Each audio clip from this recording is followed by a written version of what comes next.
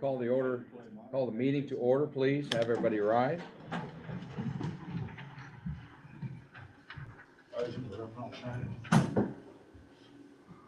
I pledge allegiance to the flag of the United States of America and to the republic for which it stands, one nation under God, indivisible, with liberty and justice for all.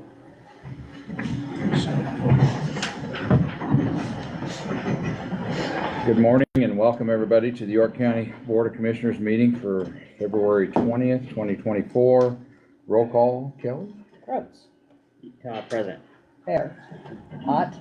Here. Sykes. Present. And Obermeyer. Present. Stan Bear will not be joining us today. Open meetings law is posted on the south side of our chambers, is actually in the hall outside of our chambers and also on our website. Proof of publication for today's meeting was in the News Times February 15th and also posted on our website. Review and approve the minutes of February 6th Board of Commissioner meeting. Motion to approve. Thank you. Second. Thank you. Any other discussion? Roll call. Sykes. Yes. Ott. Yes. Bear. Gross. Yes. And Obermeyer. Yes, and we also need to adopt today's agenda. Move to adopt today's agenda. Thank you. Second. Thank you. Any other discussion? Roll call, please. Gross. Yes. Sykes. Yes. Ott. Yes. Bear. Obermeyer. Yes. Okay, officials forum. Good morning, Harvey. Good morning, everyone. Basically, we're hauling gravel into the county. There's not going to be a need for it this spring. Blading roads, trying to get things shaped back up after fighting all the snow. Working on the new lot back there, getting it straightened up so we can get the gravel in there. The rock in there at the Black Mountain has been moved, by the way. And starting the first week in March, we'll start putting mastic on Road D and start trying to get that sealed back up.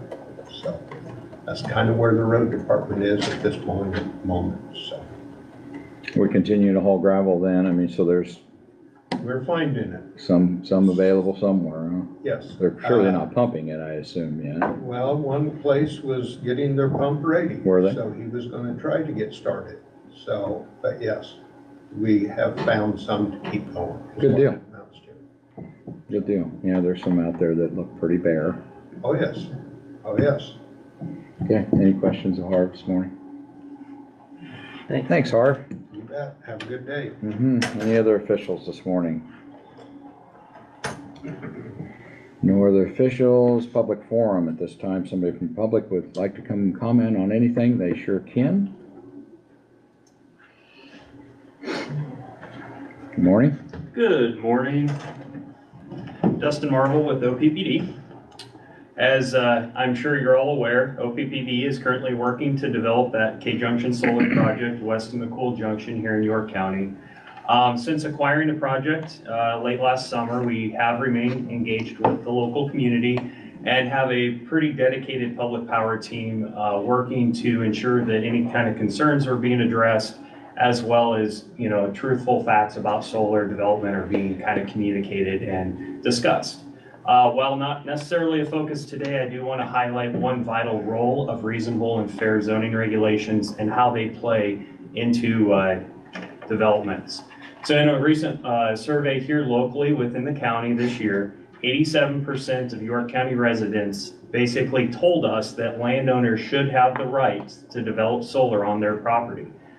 In addition to that overwhelming support for private property rights, 62% of them believed that solar does offer economic benefits to the community, and they are correct. A project like K-Junction Solar, as developed by a developer, as we would like to do, would be subject to Nebraska's nameplate capacity tax. That's the flyer that I kind of handed out that kind of outlines some of that. Based on 2023 tax levy numbers, the roughly $1 million tax bill that would be paid to York County entities, of that, York County's general fund would receive somewhere in the neighborhood of about $200,000 annually. And if you start to factor in real property improvements, that could be more like $230,000 annually. So at a time when Nebraska's legislature is really focused on trying to cut funding sources, things like nameplate capacity taxes offer a reliable income stream to communities such as York, as well as some other local taxing entities. This is just one example, though, of how solar can really help develop and provide reliable economic benefits to a community. However, any potential investment in York County really does look back to regulations and how to strike that balance between what's good for the community to make it safe, as well as allow for potential developments. As you continue to review through the solar zoning regulations, I would like to call out one real standout point in the Class 3 restrictions, that they exceed best practice recommendations by hundreds of percentages. So 230% for non-participating properties, 780% for non-participating properties that have a dwelling, and over 1,220% for churches and schools. So those types of excessive setbacks really do ban solar. They dismiss your private property rights and the voices that we've heard here in the county, as well as eliminate those reliable economic impact streams that could come into the county to help funding. With that, again, I did hand out a pretty decent source here produced in Omaha by some attorneys that kind of help outline what nameplate capacity is and how it's figured, as well as just kind of an overview of what those 23 levies would look like here in the county. So as always, thank you. And if you ever have any questions, I'm always available. Thanks. Thank you, Dustin. Anybody else from the public at this time?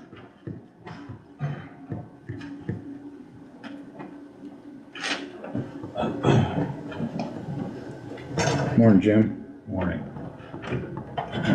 Jim Jackson, 907 Road 2, Fairmont. Hayes Township, right in the middle of the solar project. The reason I'm up here, I was gonna say what a wonderful day it was to wake up in Hayes Township this morning. The snow geese are going over. I can hear them honking. They're gonna be landing in here pretty soon and staying. The other thing is it must be calving season because you see a coyote roaming around of cows. There's probably 2,000 cows in Hayes Township this winter. The other thing is, it's one of those mornings you can see forever past the horizon, where the land goes higher, 30 miles away, any direction. Okay, I don't think I'm gonna change anybody's mind, but before you vote on changing the zoning laws very much, I invite each and every one of you to go to one of these larger solar panel places on your own. Don't go on my tour or his tour. Make up your own mind. And the way I see it, it looks like hell hit with an ugly stick. Thank you. Thank you, Jim.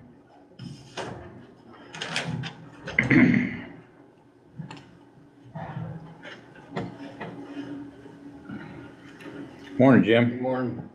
Jim Clutie, 1202 Road High. I think all of you got the telephones, and I see where OPPD is really working the phones over, and I like to read the comments that people write. He's talking about 80% here and 80% there. Pick it up on your phone. There isn't one positive comment coming from their advertising off this phone on the comment section. So you guys better take a look at when they advertise that, and then people write in the comments below on your phone, but there isn't one positive one there. So when he talks about 80% and 30% and 40, I don't see it. But they're encouraging our people in York County to write a letter to the commissioners, and if you read that, they're writing the letter and they want the people to sign it to come to you guys. You know what I'm talking about? We've seen the email. Okay. Thanks, Jim. Yes.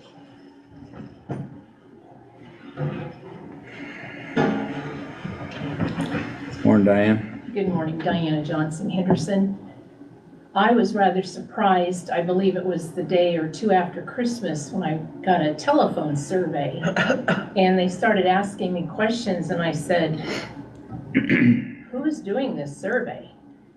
Well, she was an independent, hired by an independent agency, but it was obviously OPPD. And I was appalled that they wanted to know if I agreed or if I liked the job that my commissioner was doing. I'm like, that's none of OPPD's business. What my commissioner, if I like what my commissioner's doing. I don't recall all the other questions, but I asked her, I said, is this an OPPD survey? And she said, well, I can't tell you that, but she did agree with some of the things I said. I mean, they had my name, my phone number, so they obviously gave names and numbers to this company that they specifically wanted called. Thank you.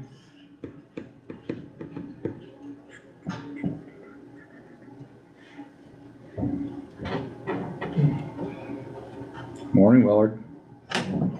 Aye.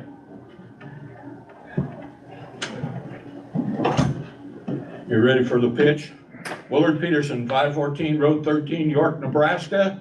I live a little bit south of Bradshaw, and ask the Postal Service why I can't have a Bradshaw address, because I should have. Anyway, okay. Anyway, oh, shoot. I forgot I had a handout I would like to give you. Is that okay? You can give now or later, whatever you want to do, Willard. Is Oh. it pertaining to what you're going to say? Yeah. What it is just a list of websites that you can go to, because I'm not going to insult your intelligence that you can't read. So I would just encourage you to look at those websites. There are some websites that are done by, well, a couple of them are done by USA Today, in which I'm sure everybody can pick apart as to whether that's left or right or in the middle or isn't worth reading. Anybody can pick anything apart, so that'll be up to you. But there is a website in there that is from the Citizens for Responsible Solar, which is a group that was developed in Kansas. And one of the USA websites is about an investigative article that they did on it's called the Gardner, Kansas solar thing. Like, this is K Junction, and that's in Johnson County, Kansas, which has a population of 600 and some thousand. And in this website, they talk about, both good and bad things that were said, there. But what I found super interesting is of the meetings and so forth that they listened to back and so forth. I don't know if it's a coincidence or what, but if you read that website, you could put York County and McCool Junction in there where it talks about Gardner, Kansas, and what was the other one I said? Forgot. Anyway, you could, York County. You could put that in here, and everything that's in here, or almost everything that's in here, is literally word for word of what we've heard, on both sides or whatever. The main part of the article is about Robert and Donna. Well, it's Knoche, however you pronounce that. I'll butcher it. But anyway, it's about them trying to do the best they can for their 1,100 and some acres on, of their property.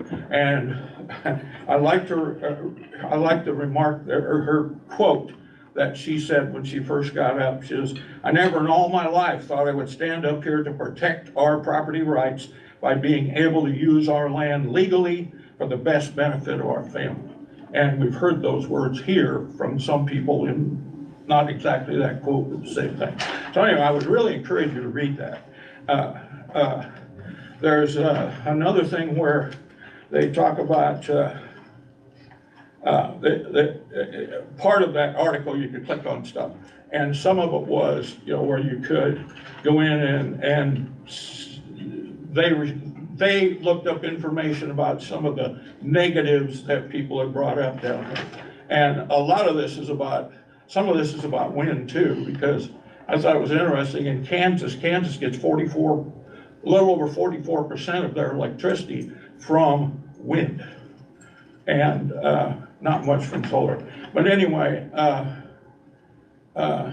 one of them was the issue, on the issue that people say solar farms are dangerous for birds. I found some of this kind of humorous.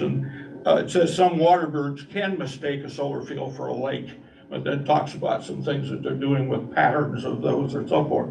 But then I got to thinking, I grew up in a 100-year-old farmhouse that about 1950 something, the folks remodeled and put a big picture window in the south side of that house.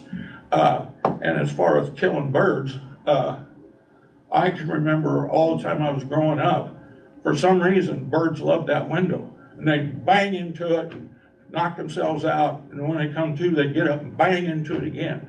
So I guess in some ways, if you're gonna look at it that way, then our house was a danger to birds. And I'm sure every one of you has been in a situation where a bird's hit a window. So I just thought some of that was interesting. But, so I'm gonna quit talking about that, because please read it. And I've got more copies if anybody back there wants it. So the other thing I was gonna mention, everybody's stealing my thunder this morning, because when I found at the last commissioner, or at the last planning commission, I was under the understanding that they were gonna change some of the setbacks on some of the classes from 660 feet back to 330. And then all of a sudden, when I saw the final ones, they were all 660. Well, I later found out that sometime after that, they had decided to just leave it all the same. But when you look at class 3s, in the case of the solar farm that York built, now I understand that's in the city and the county can't necessarily do anything about it, but that's beside the point. If Bradshaw, Nebraska decides to put in a 17 or 20 acre solar field, but from what I could tell with those zoning regulations, they can't do it. It just wouldn't work. They couldn't find a piece of property that was close enough to whatever, and I'm gonna bet most cities in York County wouldn't be able to either, all right? Okay, now I don't want you to mistake, I know, I need the red light up here. Yeah. I don't want anybody in here to mistake it. Sounds like I am totally pro-solar, I'm sure some of you are gonna be thinking of that. And that's BS. I am simply trying to point out both sides of the story, because I'm getting a little sick of only hearing one. I'm getting a little sick of my neighbors that I try to get here to get them to talk, and they won't do it, and it's just mad. There's two sides there, don't say a word. They're commenting on. Don't say a word. Gentlemen, let's go. I'm done. Oh, and that was directed to you too. Okay, anybody else from the public?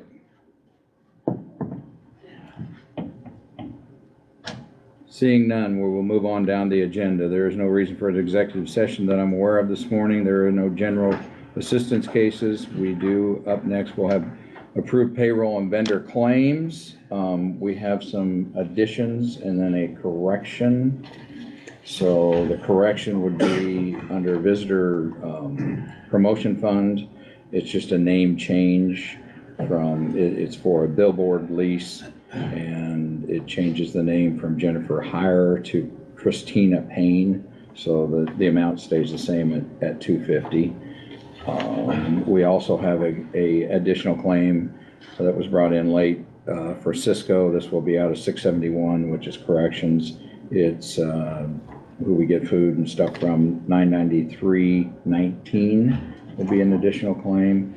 And then at the end of the week, we had some questions on our new phone system from Central States, and those questions were not answered until later, so they didn't get added, but we need to add this additional claim in there, and it is in the amount of Well, if you look on the front, he has this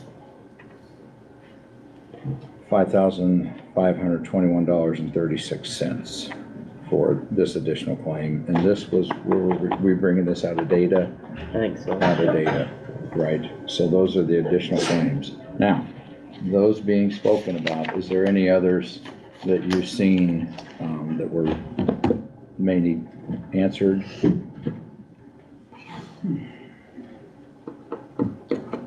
Get all your questions answered? Good. Okay.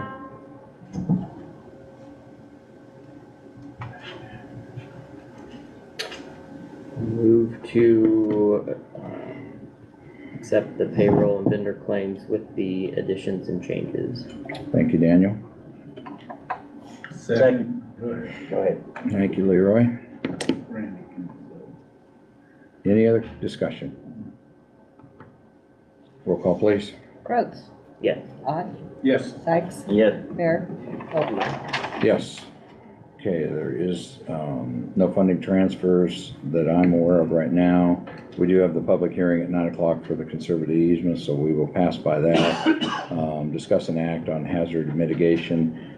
Everybody, we had sent those out, and Kelly and myself had sat down last Thursday and did some filling in of the questionnaire that needs to be in by the 1st. I have a few more to finish up yet from the comp side of things. We did not do that, but does anybody have anything to contribute to what this is right now currently? The hazard mitigation is something that is being run through, NRD. It's, we do, I'm not sure, it's a several year process to get through. So these are just something, so we wanted to have it on this agenda. Like I say, it's due in March 1st. I'll finish up the comp stuff with what we have. Anything? Yeah, I think. So at this time, at this point in time, then if there's no other questions, then we'll just take a motion to report in by March 1 our worksheet, basically, that we've done. And that way we have it in our minutes for them if they want to come back. And Kelly and myself will finish it up. Sound good? Make a motion to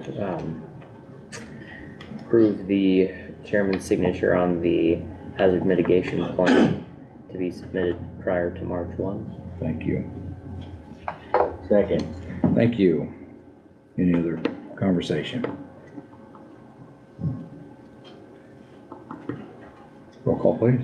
Rhodes, Yes. Sykes, Yes. Ott, Yes. Bear, Overmeyer.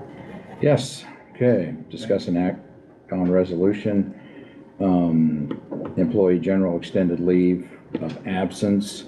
This was brought up through the snow, and we found out that we were not doing things right by the Affordable Care Act.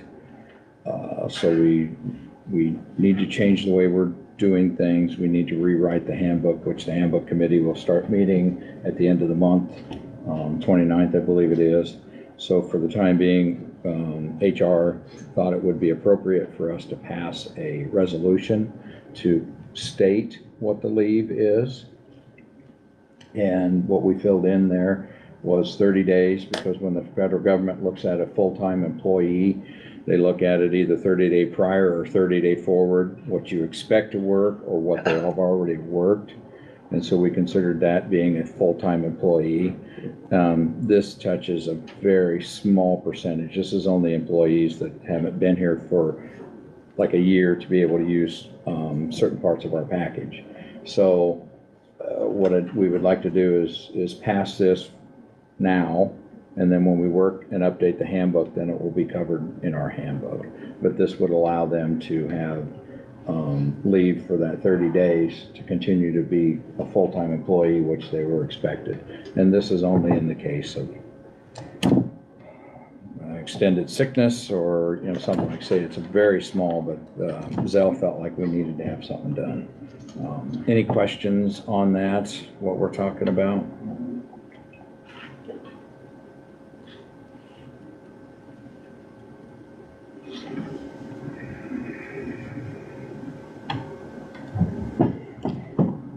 copy of that resolution?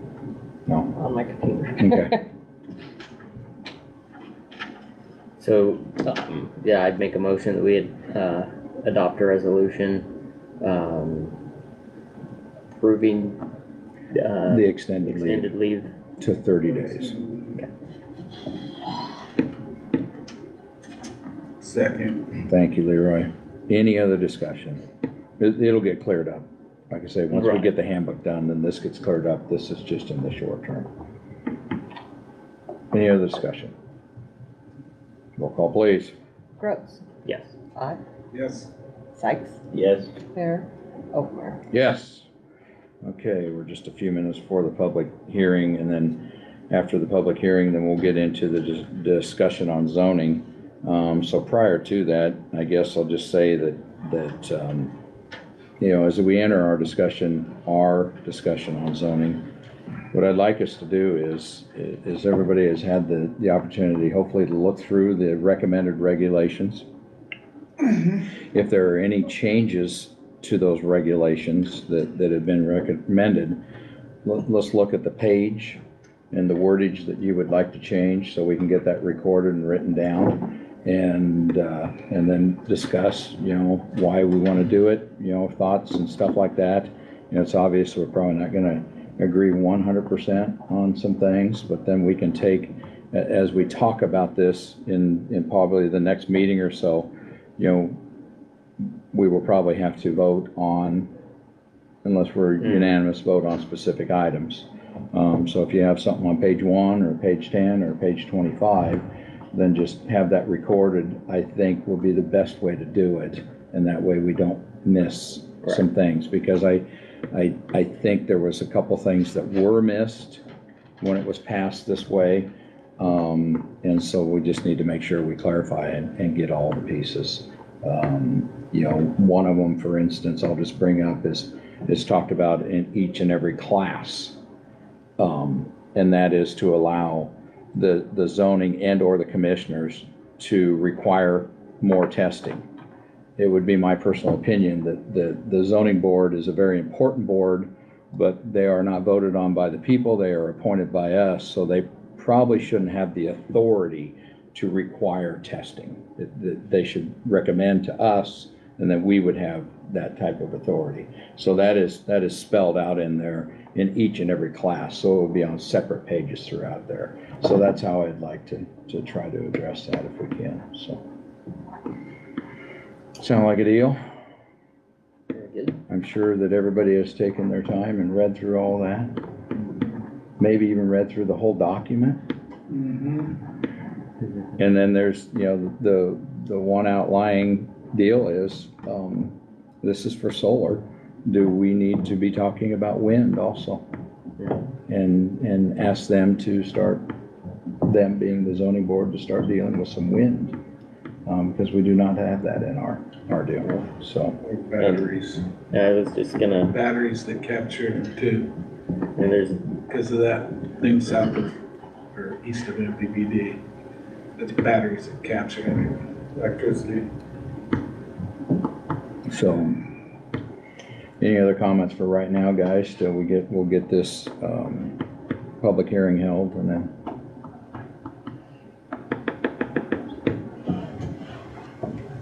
Okay. Hopefully there's plenty of comments later.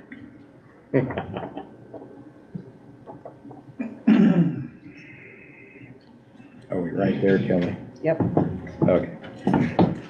We are real close to 9 AM, so at this point in time, I'd like to hold a public hearing for a conservation easement. And during the public hearing, anybody from the public can step forward and give their opinions on this conservation easement. We'll give everybody an opportunity to talk, and at that time, the public hearing will be closed, and then the commissioners will act upon it. So at this point in time, I would like to open up the public hearing for the conservation easement. That will be, it's actually the land of Nebraska Trust Company, but former Mr. Kruger, George Kruger, if I remember right. Okay. And then I sent something to each of you guys last week. I don't know if you guys have it. I have a copy if you guys want of each thing I sent, in case you need it.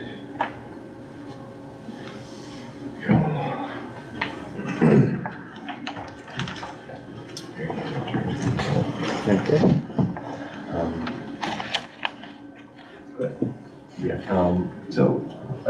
Just Nathan Hines, County Zoning Administrator, just a little background for your guys' information. The zoning board met January 25th and recommended 5-0 approval of the conservation easement. No conditions were given.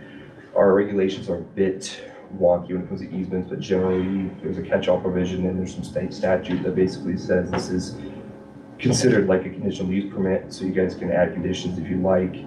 So that's kind of how that works. But generally speaking, there's about 80 acres. Mr. George Kruger, his wife passed away last year, and ownership transferred to Nebraska Land Trust. I believe Mr. Dave Sands is here, and he also can fill in on anything I don't tell you. He's from Nebraska Land Trust. Basically, Mr. Kruger was wanting his land to be used primarily for farming after he passed away. The clipped thing is the actual wording of what the easement would be. If you want to look primarily at what would be restricted, look on page 3, article 2. It kind of tells you some of the specifics that they would not be allowed to use on the land moving forward.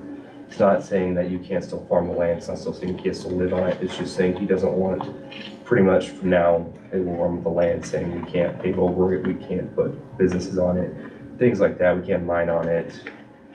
It's my understanding, I talked to some of his neighbors, that they knew George to be somebody who just never wanted his land to be used for anything other than what it is currently being used for, like a farmland. So he's just basically wanting his 80 acres to be protected primarily under a conservation easement that would allow that land to stay what it is now until essentially perpetuity. That's my understanding. Generally, again, Mr. Sands is here. I'm assuming he'll want to fill you guys in with more specifics, but if you have any general questions, I'm here, but I kind of try to give you a brief background as well, where it is, generally how it would work, so. Okay. So Nate, at this time, we do have the public hearing open, so once again, I'll ask if there's anybody from the public that does want to speak to this, either for or against, they may step forward. Name and address for the record when you do come up, please. Thank you. Good morning. Good morning. My name is Dave Sands. I'm the Executive Director of Nebraska Land Trust. I live at 8110 Southwest 27th Street in Lincoln, Nebraska. For those of you who don't know the Nebraska Land Trust, we're a little bit of a different kind of conservation organization in that our primary mission is to conserve working farms and ranches in the state of Nebraska. That's why the Nebraska Cattlemen's Association is a member of our board of directors. And it's why we were invited to join a rather exclusive group of Western land trusts that are mostly embedded within their state cattle organizations called the Partnership of Rangeland Trusts. I'm passing around the principles of that organization right now, and as you read down those, you'll probably raise an eyebrow or two. You know, they don't sound like your typical conservation organization. It is because we're focused on agricultural land. So we work with farmers and ranchers who want to keep their land in agriculture and also want to keep the natural resources that often come with it. Back in the early 2010s, we worked with a farmer over in Seward County, George Kruger. George was a bachelor, didn't have any heirs, but he had some passions. One of his passions was the woodlands along Lincoln Creek. On his farm ground, he wanted to make sure he loved wildlife, wanted to make sure those woodlands would stay where they were for wildlife, and he had a passion for farming. And he wanted to make sure that the farm ground on his property would always be available to be farmed. So George did a conservation easement with us back, like I said, early 2010s on his primary farm, which is over in Seward County. But he had the 74 acres over here in York County. And he wanted to donate that to the Nebraska Land Trust with a life estate for his partner who George passed away in the early 2010s. His partner passed away last August. And so that's when the property then was transferred to us. So we are wanting to fulfill George's wishes of keeping the wood. This property also has woodlands along Lincoln Creek. Actually kind of cool woodlands. There's some 150-year-old bur oaks down in the woodland, which are kind of unusual along a riparian area. And then there's the farmland excuse me, on the property is rated as prime farmland. And so we feel it's important that that be available for agriculture.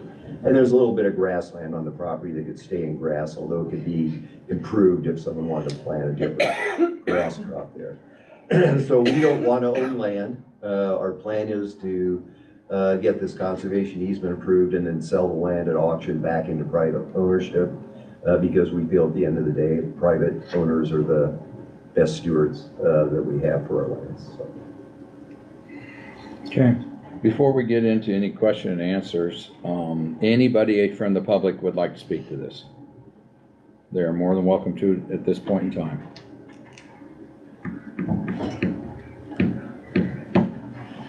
I didn't think he'd miss his opportunity. You don't have to move. Okay. I think I can talk. Everybody hear me? Yeah. Thank you.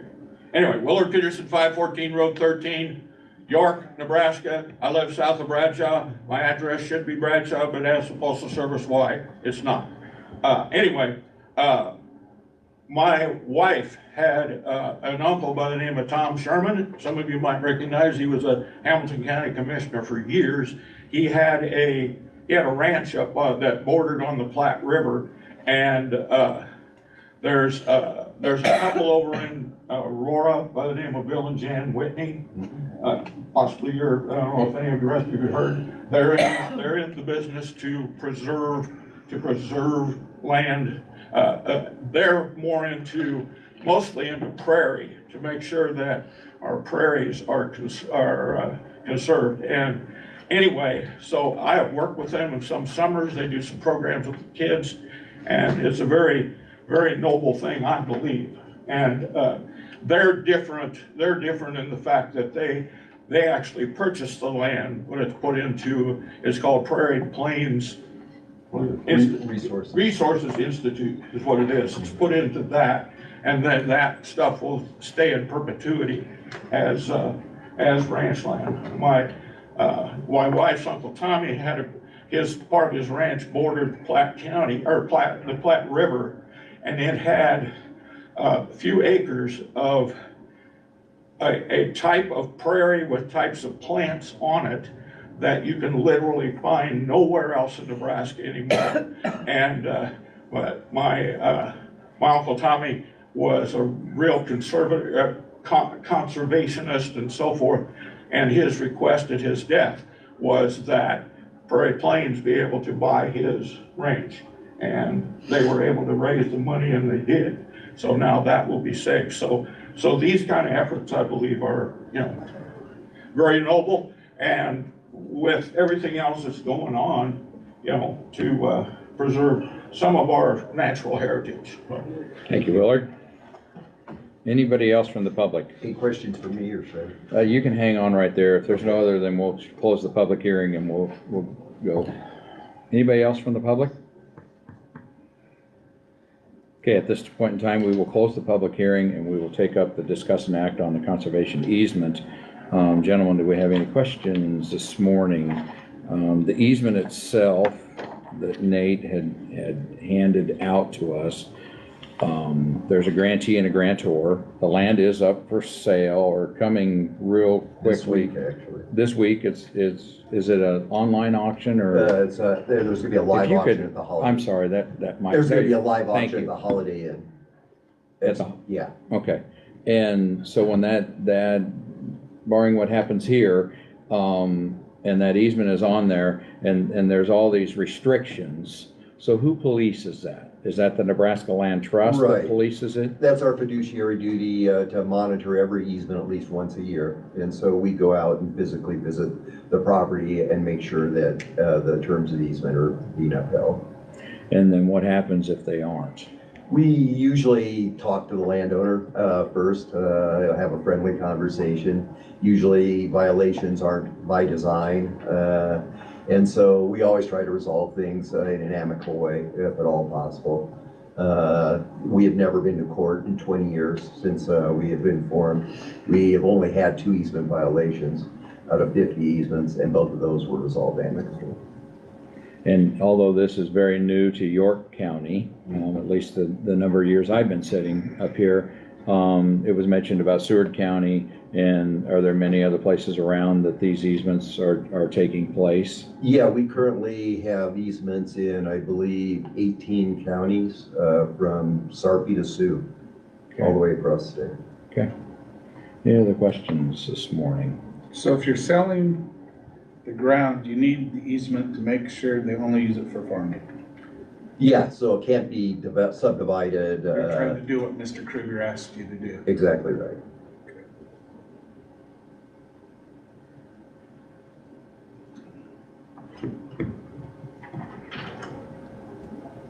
Any other questions? You said it was Thursday was the sale? Mhm. Well, it seems to be a good time to sell land.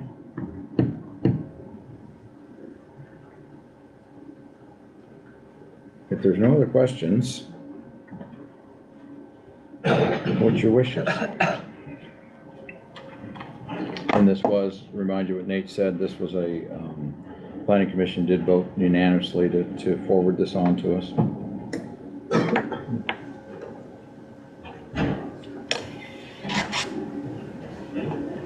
We moved to grant the conservation easement. Okay, That's what I'm, okay. Second? Thank you, Daniel. Any other discussion? Roll call, please. Ott, yes. Rhodes, Yes. Sykes, Yes. Bear, Overmeyer. Yes. Thank you very much. Good luck at your sale this week. Thanks.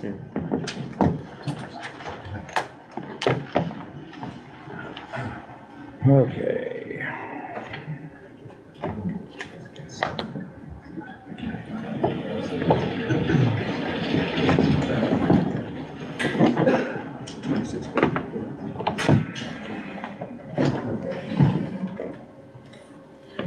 Okay, gentlemen.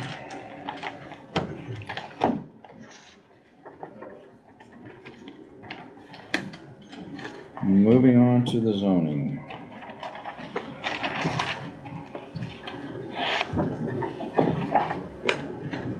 I had their minutes in an email, right? Yeah, and then it was in an email, wasn't What's that? it? Their minutes from their last meeting. That would have to come from Nate about the zoning. Yeah, I read it all, and I can't remember where I read it all. Okay, are you looking, I'm looking for it. See what I'm saying? okay, so you want to know more about just the minutes, or No, what no. was? I just, Looking for the report I'm just looking for the report itself. Okay. I'm sure we can get you a copy of that, I'm guessing. Sorry. There you go, Dan, that's one too. Gee, I don't have them. I was never Yeah. CC'd on that, so I don't know. Okay, moving forward though, with the zoning, everybody obviously has had an opportunity to look through what was sent to us, I hope. And I don't know, do you want to just go by the page? Does somebody want to go first to state what they have written down? Do they have anything written down? Do they totally agree, totally disagree? The only way I see it is that we would send it back as if we totally scrapped everything. And I don't know in my mind that that's anything we have to do. I mean, I think we got a pretty good document here. There's some tweaks, like I say, that I've found. Right, yeah, I would agree. There's a few, I mean, I guess one of the top of mind that I see that, just on an overarching, before we get into each piece, I didn't see in here any indemnification for York County. I think that has to be in there. I think it should be clearly spelled out that York County and the county officials are indemnified from solar projects. If, if there's a company that wants to come in and to use private land for that, and there's private entities that want to put their land up for lease for those, then that's fine and they can do that, but that should there be any decommissioning issues or natural disaster issues, that York County would not be held in any responsibility or liability to take care of that facility. I don't know exactly how that wording needs to be worded, but I'm sure we can come up with I'm guessing. something. I'm guessing. I agree with that, you know, also that we can find some wording through the attorneys, and through advice from others. We can figure out, and I would assume that would be back on, towards the back, where on page 23, it talks about discontinuation and decommissioning. That somehow in there we'd have to word it. Did you Right, print that out, Randy, or did they give you that? What's that? I printed it, yes. You printed it? Yes, we have it digitally. It Everybody is- should have had a copy digitally. Yeah, you should be able to get it off of the website, if you Off of can't. Spark or? No, the York County website, it should have. Well, I've kind of scribbled on the website. I might. I'll make some copies. I just remember York County zoning. Yeah, I gotta get into that stuff. What? Part of it. Oh, yeah. Kelly's gonna make some copies here quickly. Yeah. County. I know I read it, I just can't. Okay, the other one that, you know, I talked about was, you know, having it stated in there, on page 10, is the first time it's stated, and that is, it would be my opinion to strike the planning commission from being able to, require any other testing. And as for, like I said before, is that it really should come from the board that's elected by the people to require that. I don't know that we have any other subcommittee or advisory committee that has any type of authority like that. So, throughout there, it's listed in each and every category. It would be my opinion to, strike that. I also question in each and every category, it talks about using it by conditional use permit.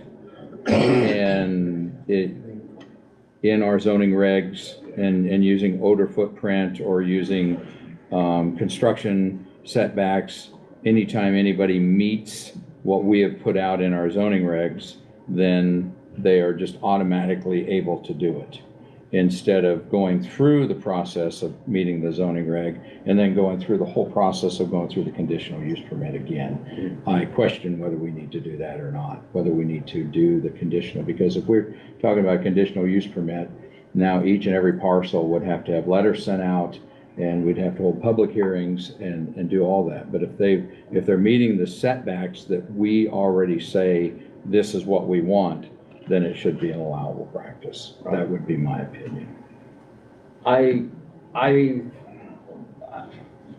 understand that thought. I do think that being that this would be a, what's the right word? An exception, I guess, to the land use. I think some sort of conditional use process for each proposed facility would be, I think that it probably would be something that should be considered. I don't know, and maybe I'm looking at it wrong. You know, the way I would see it is that the conditional use would be for the project as a whole, rather than having to do each individual parcel that was tied into the larger project. And maybe I'm not reading that correctly. But I guess where I'm going with that is that I think that each solar project that would want to come to York County, rather than just saying, okay, if they've designed it to meet these specs, then they don't even have to come talk to the board. I don't know that I would be comfortable with that. I did go through and read the comprehensive plan. And so right now, each of these solar energy conversion systems regulations that are proposed, the only zoning district that they're being proposed for is the agriculture zone district. And I think that we might need to look at that and see about if there's other zoning districts that we want to consider that in the comprehensive plan. It's called out a number of times that well, it starts out in the beginning of the comprehensive plan that the reality is that ag production is the most important component of the local York County economy, and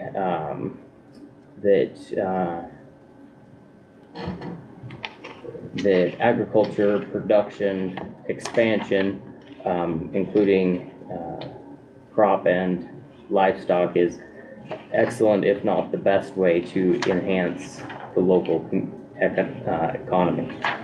And then it goes on, there's a number of different places.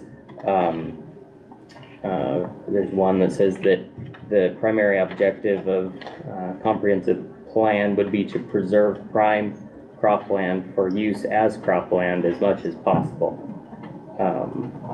So I think that as we review and implement solar regulations, we definitely need to keep in mind that it is a exception to the land use.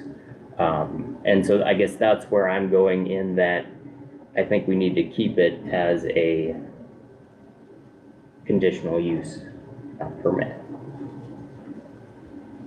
In ag zoning only. Correct. Because And that's then- actually the way it is written, Mhm. is ag zoning only. Right, exactly. And so then, yeah, and I guess I'm definitely would think that we should consider in other, because right now,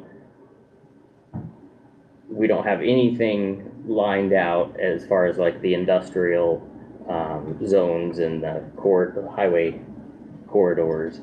And so I suppose if you looked at that, you could say, well, they could go in those areas with a conditional use permit. But if we're going through this process, it might make sense to include those zoning districts in our regulations. Right. So the question would be then, do we redefine how we handle a conditional use permit as by this document pertaining to solar? Or do we go all the way through that again? I see. You know, because if Correct. they've met the setbacks, is there really a reason? Because by this document here, they have to go through the zoning board Mhm. and go through the public hearings and, like I say, the mail outs and everything like that. Do we redefine it if they've met the setbacks and you still Right. want a conditional use permit?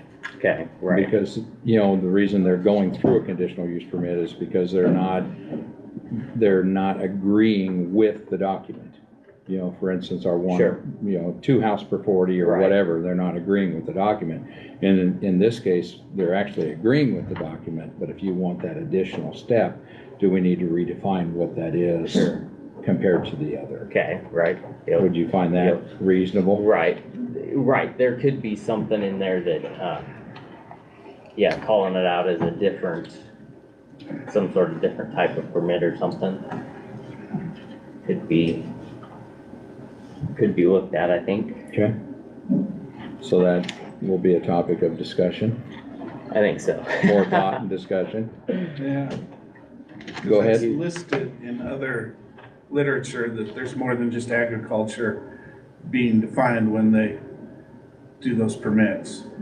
Some of the counties that have done this have done 6, 7, 8 different, what he's talking about, where it involves this kind of land, this kind of land, this kind of land, this kind of land. It's not just agriculture, because you're gonna butt up against other kinds of land. Right, and that was one of the things in the comprehensive plan. Primary objective of future land use would be that the new land use would be located and constructed in a way compatible with the adjoining land. And so I think in my mind, you know, that's where we have to figure out what is acceptable for setbacks when we're talking about a new land use coming into a area that is currently used in one way. How do we harmoniously make those two come together where they're adjoining?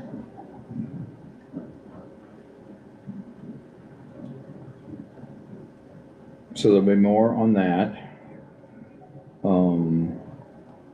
Did you have others that you wanted to talk about, Daniel? Oh, I'm sure. Okay. But if we can keep it, I mean, I can go through all of mine, or else we can, there's others that, Why don't you go through all of yours in case? Yeah, because we'll be breaking here pretty quick for Some board others. equalization. okay, yep. Uh, The, and I guess this comes back to, what we've been talking about, conditional uses. We go to page 7, talking about, this would be in class 2. This would carry through class 2, 3, 4. Like it says, under general site and design standards, point number 2, it says permitted by conditional use permit to be issued in ag zoning district. Going along with the conditional use, in my opinion, that should be the wording there should be changed to either considered for a conditional use permit or may be permitted for a conditional use permit, sticking along the lines that this is an exception to the use of land in the ag zone. And so, I mean, that discussion is probably still part of whether or not, you know, what we come up with for a permitting process.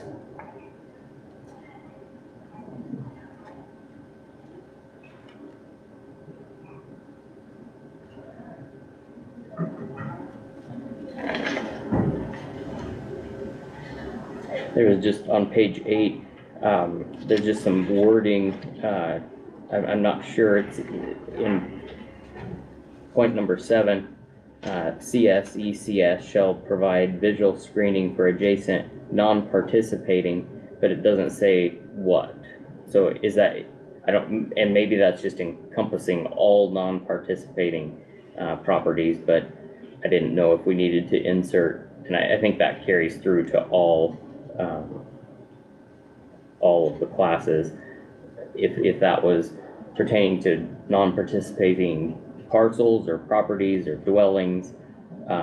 It goes on then to talk about public park uses and school uses, and then talks about the screening. So I just wasn't sure if we needed to be more specific there. Okay. Or put the word all. Right, yeah, exactly. And this is maybe not the right time to ask this question, but number 14 on page 10, solar resource measure device. Do we know what that is? It says a solar resource measure device used for the purposes of solar energy conversion system. Separately, the list that I'm recommending for those applications to be denied. And so per statute, I present those today. I'm here today presenting them, so I guess if you guys have any questions, I would take those from you. Did you email those, or did they? Did I get them? I don't think I so. emailed them. Okay, well, I think I received them. I think Okay. you had everybody's name on there. It's possible. I just wanted to they didn't come through on Spark, and so I just wanted to make sure that Yeah, I did not put them on Spark. They came through your email.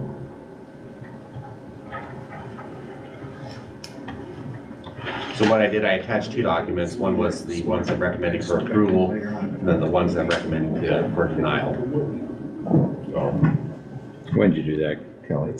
Or when was it? oh, last Friday. Thursday or Friday, I probably would have sent those. Friday, like at 3 or so.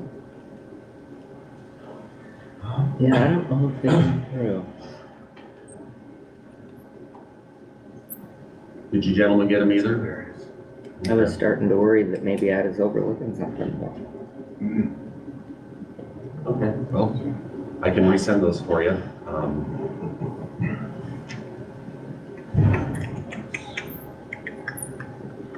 I'll check the com. I don't think it went to com. It was .gov. Yeah, I think I created a commissioner group. Maybe that's the issue. Group that we sent out. Okay, well, in any event, most of them I did recommend for approval. Okay. And as far as the denials, there's one from York University that I'm recommending for denial, but that's because it was an improvement on leased land. Talking with them, we could never understand why that was done in the first place. So that parcel's been put on a real estate parcel that they already own. So we just need to deny their one application, just clean up work there on that one.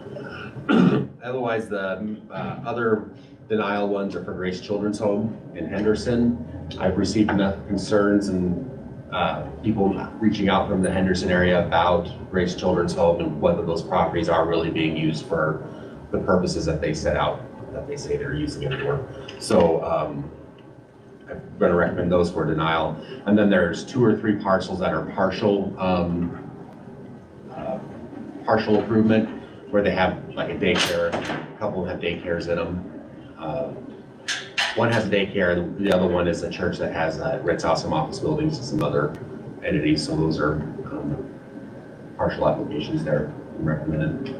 So that's that. So you'll send those to us and that's Yep. fine. We'll get those because we're not acting on those today anyway. What we need to act on today is to set a time and date to act on this. And what's the time frame that it needs to be done in? By June 1st. Okay. I'm recommending that we go ahead and take care of this Tuesday, March 19th at 9:30, if that works for you guys. And visiting with the department, as you can see, this is the stack of approvals. Used to be, we used to go through each one by one, and approve them. At the chairman's request, I asked the department if we could do like a mass approval, or if you guys could do mass approval of those. They said you could. They said what want to be careful on that is if there's any you think you might want to question, whether it might end up being denied, act on those separately, because folks can appeal those decisions that you make to TURC, and then that way there will be a case built here at this meeting, at this level, so that TURC has something to go back and look on. So that's why another reason I sent them out to you, so you guys can go through them. If there's any that I have recommended for approval that you're like, I don't know about this one, let me know. We'll take it out of that pile and put it in the other one, where you guys can take it up separately. So what we'll ask everybody to do is obviously just go through and look at them. And even though we'll say have this large piece that we probably approve at one time, we'll still read into the record what they are, I think, and go that route. We just won't act on each one individually. So if there's any in that list that you personally feel like you want to pull out, then we'll talk about it that day. pull it out, add it to the ones we're gonna handle one at a time. And, so the 19th should work. And I'm sending notice to the applicants Right. with my recommendation and the date and time to do it, so. Okay. Are you required to do that? Yeah, we're supposed to. Okay. Supposed to require. Say that. Yeah. Okay. Thanks for figuring out. Okay, so what we will need is a motion to set the hearing for that day, March 19th at 9:30. So moved. Second. Thank you. Any other discussion? Roll call, please. Sykes? Yes. Rhodes? Yes. Bear? Spot? Yes. And Overmeyer? Yes. Anything else going on, Kurt? Working on setting values. March 19th is also abstract day when I have to set values and send those into the state. Hopefully I'll be done before that. Again, we have that Turk hearing on the 4th of March for using a different method evaluation for the restricted housing. Other than that, new Turk commissioner had a confirmation hearing last week or two. I think it was last week she had that hearing. So hopefully they'll get to going and kind of clear up the backlog they have there at Turk. And that was Miss Russell. Yeah, that was Jackie Russell. She was the former Adams County assessor. She's an assessor over there at the time of her appointment, so she'll be good on there. Okay. That's all I have, gentlemen. Thanks, Kurt. Okay, we will adjourn from the Board of Equalization, and we will go back and reconvene as the Board of Commissioners and continue on the discussion about zoning. Daniel, if you want to keep going, you Yeah. sure can. You have a list of everything you're talking about, and I think Kelly's writing notes too. I've been trying to write some, so. Yeah. Continue on. So again, page 11, moving into class 3, point number 2, just that permitted by, consider changing that for a considered for a conditional use, or may be permitted for a conditional use. And then I don't know, again, if that's where we want to add in other zoning districts or how we want to handle that, but would be in that area.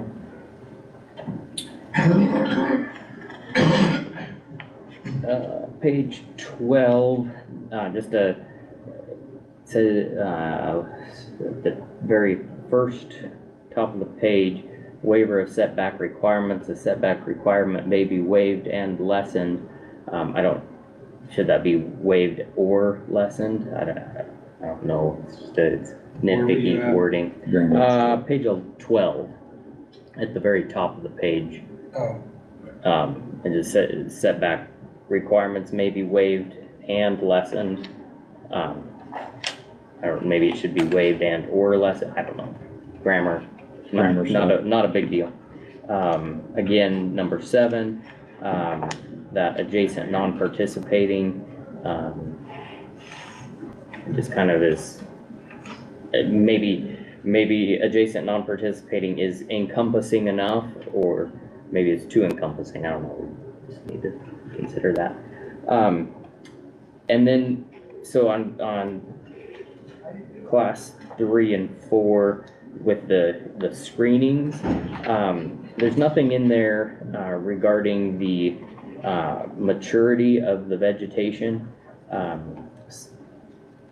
If they come in, if we're going to require vegetative screening, and it does talk about how many trees have to be, I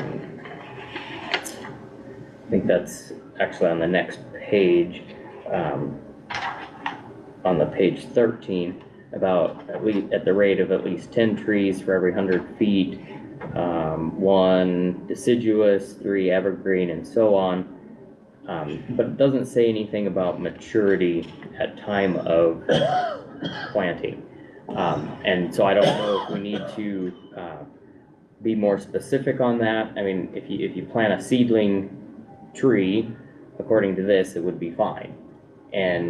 But that's not really going to be screening for 10, 15, 20 years. And so Ours are 5 or 10 foot tall after 5 years. Cedars. Okay. but other kinds of trees, 10 years. Right, yep. Sorry to bounce around, but if we back up to page 12, if visual screening is for adjacent non-participating residential use, it shall be as follows.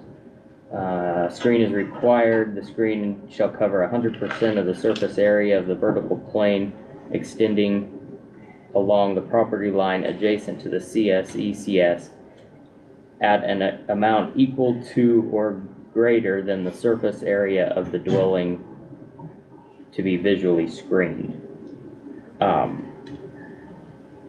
I guess I found that a little bit vague. At least I didn't understand.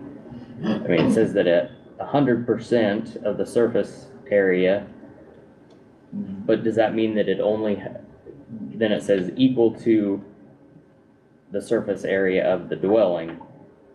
So is it screening along the whole line of the property line, or is it screening just in front of the house? The way it reads, dwelling. Right, exactly. But plus 75. Right, yep. And so I don't know, I guess I'd be interested to see, on that, what normal would be, what a best practice. Seems to me like if you're a non-participating, and maybe this has, depending on our setbacks, maybe this doesn't matter. But if you're a non-participating house and you have, if you have a 40-foot wide house, I guess you've got your 75 in both directions, but it just, when I read that, it seemed like maybe that needed to be clarified a little bit. I don't know what other people's thoughts would be on the screening, but.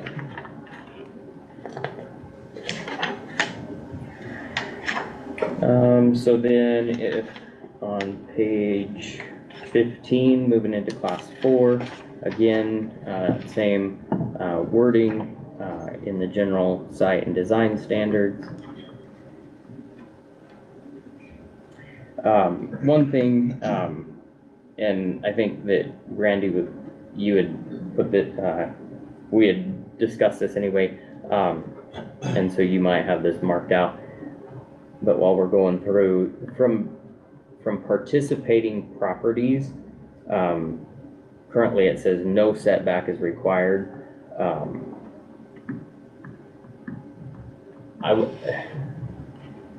Should there be some type of setback? I mean, obviously it wouldn't be as far as a non-participating property, but if you've got two participating properties, should there be there is a property line there, should there be a setback on either side? So you're not talking from the road, you're talking from This would property be, lines. right, adjoining property lines. If both properties are signed up to be in this project, but they're different owners, I guess it could, property line could technically be the same owner too. Should it be just seamless and that's fine, or should there be a little bit of a setback? So then again, the tree maturity discussion on page 17. There we're talking about vegetative screening.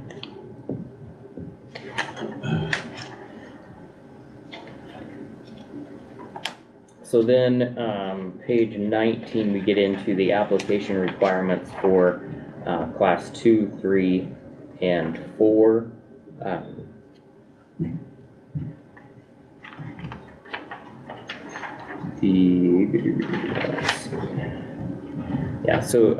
One thing that I had in my mind I was wondering about was an application fee. But if we look at page 21, number or section N, there is an escrow account to be set up with the permit. And so I think that covers the need for an application fee, because the escrow account would cover any fees or not fees, but consulting fees, I guess, for a professional or an attorney to review the application. And so, that, in a sense, if there was an application fee, that would be doing the same thing as covering those costs. So this escrow account covers that. There is some wording in there. So midway through, it says if the escrow account needs replenished and the applicant refuses to do so within 14 days after receiving notice, the zoning review and approval process shall cease until applicant makes required escrow deposit. I don't know, I guess that's probably good enough, and then if they did never refill the escrow account, then the application dies. Where I was wondering was if there needs to be in there a set of time that, if it's not replenished in such a amount of time, then the permit would just be denied.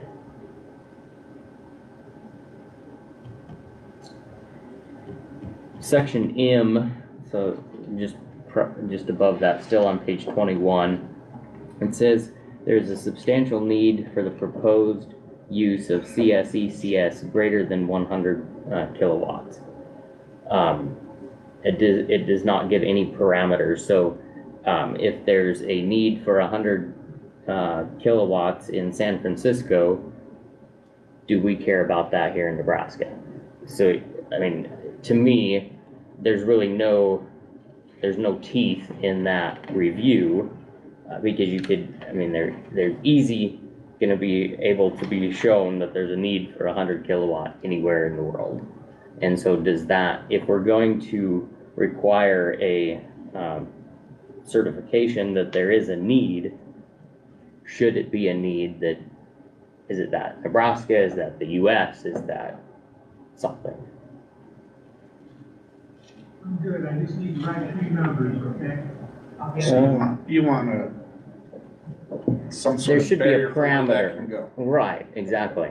Because, there's, in my mind, there's never gonna be there's never not gonna be a need for electricity somewhere in the world.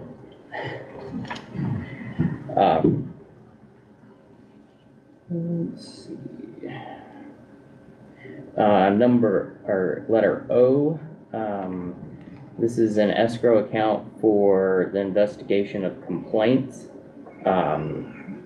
And it says that if the escrow account falls below 5,000, York County shall notify the applicant. The applicant shall replenish in 45 days.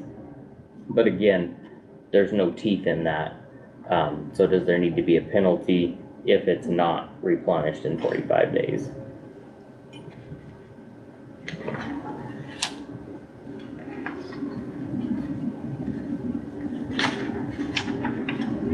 So looking at construction and operations, page 22. We're missing that page. Page 22, section B. So this is talking about entering into agreements with the county highway department for use of roads. At the very last page, it said, or the last paragraph, it says, any violation of the agreement will incur an assessment against the applicant for damages as determined by the applicant and the Board of Commissioners. I'm not sure that wording is correct. Right. I think that should be changed. as determined by the highway, department and the board of commissioners. I'd like to determine mileage penalty. Right, that'd be awesome.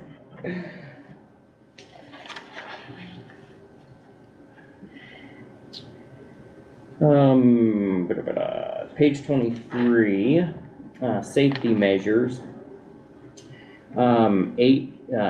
Section H talks about, fencing, but it doesn't say whether that's inside or outside of any, visual screening. And I don't know if it makes a difference, I don't know if we care, but it doesn't say whether that is inside the, if we have a vegetative, screening, it doesn't say if that's, the fence is on the inside or the outside of the trees. And, again, I don't know if we have an opinion, but it's not there, and if we have an opinion, then it probably should be there. Section 10, talking about decommissioning and discontinuation. We already talked about the indemnification. I had marked down here, whose responsibility is it to clean it up? And I think that would be spelled out in the indemnification. But what I want to make sure is that there, this talks about an escrow account that is holding the money for the decommissioning. But I want to make sure is that York County is never held responsible for cleaning it up. If a company comes in, builds it out, it runs for 10, 15, 20 years, that company's defunct and just walks away. Now we've got all these solar panels. I want to make sure that it's not York County's job to clean that up. And so I think that needs to be spelled out clearly, that if the landowner has signed it up and now this company has left the building, so to speak, that landowner can't come to York County and say, hey, help me clean this up. True, we have an escrow account and they can use those funds. I think that's perfectly reasonable, but it's not on York County to go find the contractor to pull up the piles and to clean up the leftovers.